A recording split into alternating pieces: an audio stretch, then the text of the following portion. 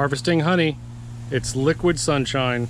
These are the bee escapes I use, and what happens is I put this and the bees can crawl in here and they find their way out of the bee escape through these little holes, and they can't really get back in.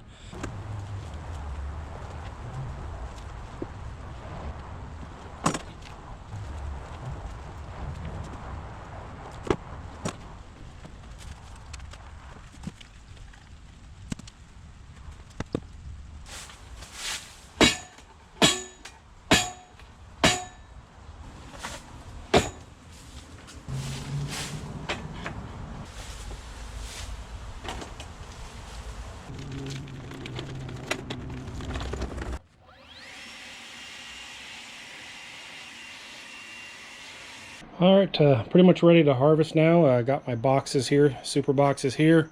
There's one ready to go, and then these are the buckets I use. Here's a frame with the honey, and I'm gonna uncap into these two buckets. Got my tools here, got some paper towels, all important bucket of water to wash things off in harvest, and then here is the extractor, and then the final filters and buckets. So we'll get started.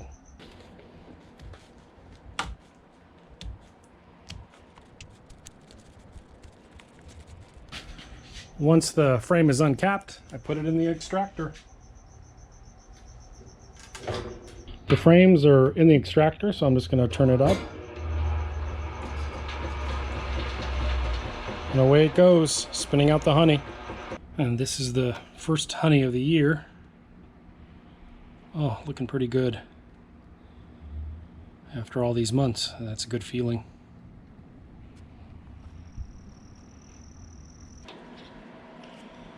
After several hours, this is the last of the honey coming out for the day.